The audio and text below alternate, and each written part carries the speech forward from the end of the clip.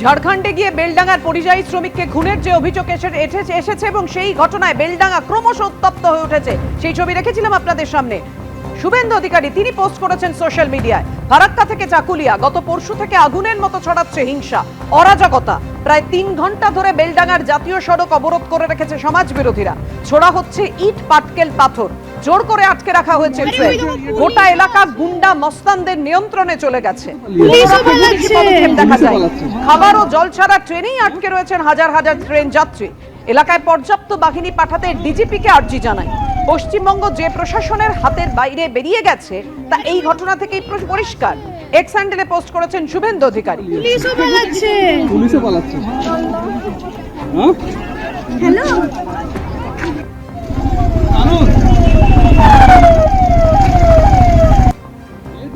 আরে ওই দেখো পুলিশও আছে। আর এই ঘটনা প্রসঙ্গে কি বার্তা দিয়েছেন মমতা বন্দ্যোপাধ্যায়? বিহারে কাল পিটিয়ে হত্যা করা হয়েছে। প্রতিদিন পরিযায়ী শ্রমিকদের উপর অত্যাচার হচ্ছে। ডাবল ইঞ্জিন সরকারের রাজ্যে পরিযায়ী শ্রমিককে হত্যা করা হচ্ছে। নক্কারজনক ঘটনা। বেলডাঙ্গায় কাদের প্ররোচনা সবাই জানে। রাজনৈতিক স্বার্থ চরিতার্থ করার জন্য উস্কানি দেওয়া হচ্ছে। মুসলমানদের ক্ষোভ বৈধ। দাঙ্গা লাগানোর চেষ্টা করছে বিজেপি।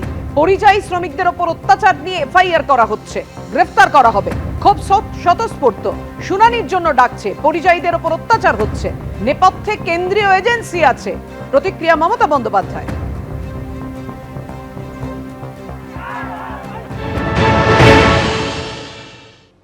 বেলডাঙ্গা আপনারা জানেন কাদের কাদের প্ররোচনা আছে, আমি আর নতুন করে বলতে চাই না। ফ্রাইডে জুম্মাবার পবিত্রবার, যেমন শিবেরও বার, মা দুর্গারও বার, সন্তোষী মাতারও বার, তেমনি ফ্রাইডে জুম্মার নেওয়া যায়। এখন যদি দুর্গাপুজো দেখতে এসছে কোটি কোটি লোক, সেখানে আপনি যদি একটা মাইক লাগিয়ে দেন তাহলে সবাই শুনবে। তো ফ্রাইডে জুম্মাবার এমনি সংখ্যালঘুদের কাছে একটা সেন্টিমেন্ট আছে, সেখানে সবাই ফ্রাইডে জুম্মার নামাজ করতে এসছে। এখানে কেউ কেউ যদি তার রাজনৈতিক চরিতার্থ করবার জন্য উস্কে দেয়, সংখ্যালঘুদের ক্ষোভটা স্বাভাবিক। মাইগ্রেন্ট লেবারদের উপর যে অত্যাচার হচ্ছে প্রত্যেকটা কেস আমরা টেক আপ করছি, এফআইআরও হয়েছে প্রত্যেকটা, আমরা অ্যারেস্টও করব, অ্যারেস্ট আমরা করছি এবং করব। মাইগ্রেন্ট ওয়ার্কার যাদের উপরে অত্যাচারিত হচ্ছে সব পরিবারকে আমরা সাহায্য করছি, করব। কিন্তু যা করছে সেটা অন্যায় এবং এটা বিজেপি রাজ্যগুলোতে হচ্ছে। তাহলে বিজেপি বাংলায় কি করে বলে যে আমাদের ভোট দিন, যেখানে অন্য রাজ্যে বিজেপি আছে, বাংলা বললেই তার উপর অত্যাচার করা হচ্ছে, সেখানে তারা কি করে আশা করে যে বাংলার মানুষ ওদের পাশে থাকবে? এই 2 মাসে 200 বার নোটিশ এসছে।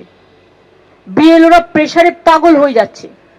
ইতিমধ্যে 100 জনের মতো লোক মারা গেছে। এটা আপনাদের বুঝতে হবে কি সাংঘাতিক সিচুয়েশন। এরা ইচ্ছা করে বাংলায় দাঙ্গা লাগানোর চেষ্টা করছে, বিজেপির প্ল্যান এটা। নিজেরা ভোটে পারবে না তাই ভোট পাকাচ্ছে, করছে লুট, বলছে ঝুট। অবিজেপি শাসিত রাজ্যের ঘটনা, কেন রেল আটকে বিক্ষোভ, কি বলেছেন কেন্দ্রীয় মন্ত্রী সুকান্ত মজুমদার? মুখ্যমন্ত্রী কোন মুখে এই কথা বলছেন আমরা বুঝতে পারছি না। তার কারণ হচ্ছে যে ছেলেটি মারা যাওয়ার পর তাকে নিয়ে গন্ডগোল, সে তো ঝাড়খণ্ডে মারা গেছে। ঝাড়খণ্ডে তো মুখ্যমন্ত্রীর নিজের সরকার, মানে নিজের বন্ধুর সরকার, ওখানে তো বিজেপির সরকার নেই। মাননীয় মুখ্যমন্ত্রী কি মানে এই মিনিমাম ইনফরমেশনটুকু তাকে দেওয়ার মতো কোনো লোক নেই? নাকি মিথ্যে কথা বলতে বলতে এমন অভ্যেস হয়ে গেছে যে মিথ্যে কথা না বলে উনি থাকতে পারেন না? কোনটা সত্যি? মানুষকে বোকা বানাচ্ছেন, নিজের ল অ্যান্ড অর্ডার সামলাতে পারেন না। পুলিশ যদি 2টো গুলি চালাতে শুনলে তাহলে ভিড় ফাঁকা হয়ে যেত। সেখানে মহিলা সাংবাদিকদেরকে ধরে পেটানো হচ্ছে, মাথা ফাটিয়ে দেওয়া হচ্ছে আপনার পুলিশের সামনে, আর আপনার পুলিশ দাঁড়িয়ে দাঁড়িয়ে দেখছে। এরকম নির্লজ্জ বেহায়া হোম মিনিস্টার পশ্চিমবঙ্গে এর আগে কোনো পায়নি। ঝাড়খণ্ডে এক পরিযায়ী শ্রমিকের ঝুলন্ত দেহ উদ্ধার হয়।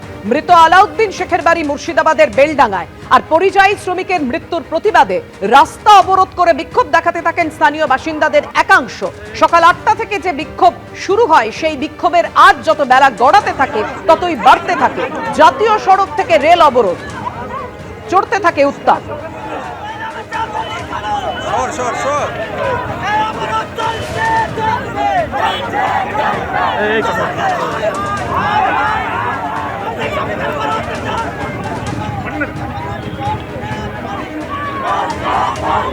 কয়েকবার মানুষ মনে হচ্ছে বাঙালি পর্যায়ে তাদের উপরে অত্যাচার বন্ধ হচ্ছে।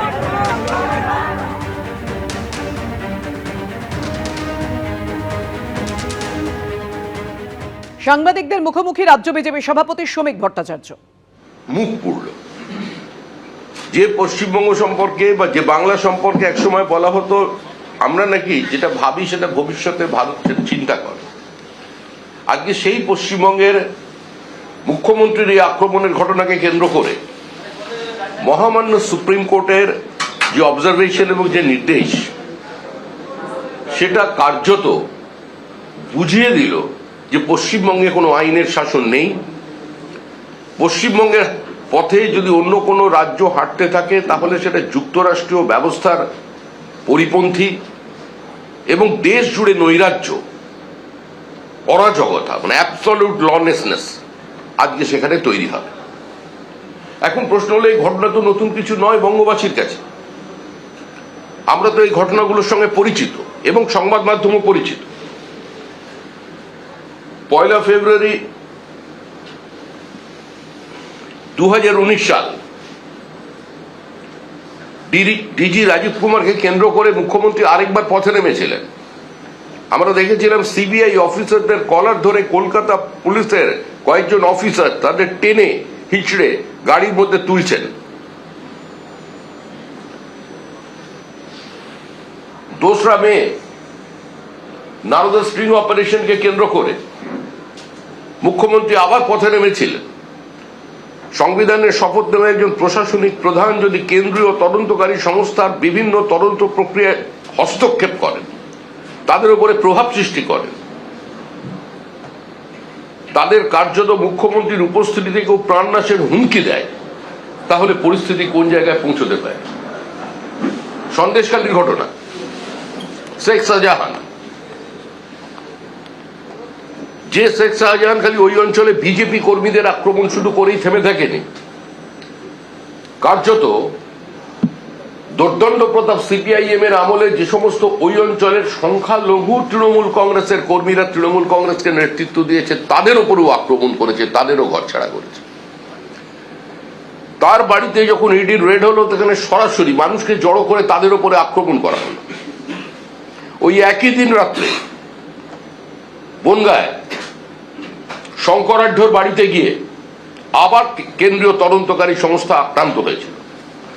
অর্থাৎ সেই ট্র্যাডিশন সমানে চলেছে। এর বাইরে তৃণমূল কংগ্রেসের নেতা মন্ত্রীরা এবং বিশেষ করে রাজ্য প্রশাসন বেরিয়ে আসতে পারছে না। পুলিশকে আলাদা করে দোষারোপ করবার কোনো প্রয়োজন নেই, কারণ পুলিশ কোনো স্বশাসিত সংস্থা নয়। পুলিশকে পরিচালনা করছে রাজ্য, পুলিশকে পরিচালনা করছেন মুখ্যমন্ত্রী।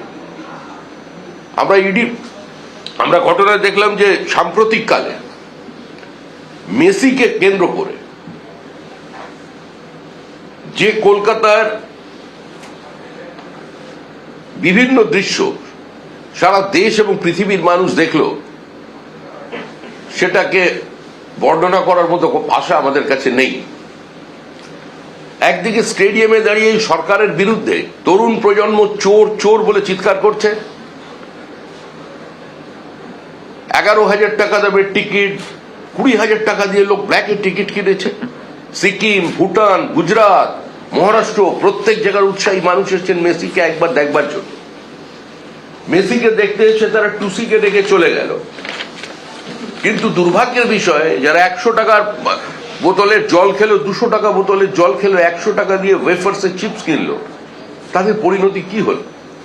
যারা প্রতিবাদ করেছে সে সময় উচ্চশিক্ষিত কয়েকজন ছেলে মেয়েকে গ্রেপ্তার করে ফেলা হলো।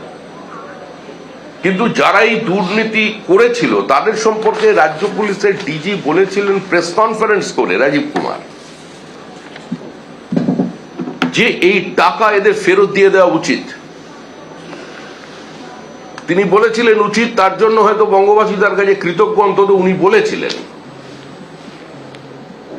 কারণ এর বাইরে কিছু টাকা ফেরত দেওয়া হবে এই অঙ্গীকার বা এই প্রতিশ্রুতি রাজ্য পুলিশের ডিজি দিতে পারেন না। আজকে পরিকল্পিতভাবে তৃণমূলের নেতৃবৃন্দের হস্তক্ষেপের কারণে, তাদের সীমাহীন লোভ বা লুঠের কারণে আজকে ওই স্টেডিয়ামে যা অবস্থা তৈরি হয়েছিল যুব ভারতের ক্রীড়াঙ্গনে যেভাবে ক্ষতিগ্রস্ত হলো, সে তার জন্য তো দায়ী তৃণমূল কংগ্রেস। এবিপি আনন্দ, এগিয়ে থাকে, এগিয়ে রাখে।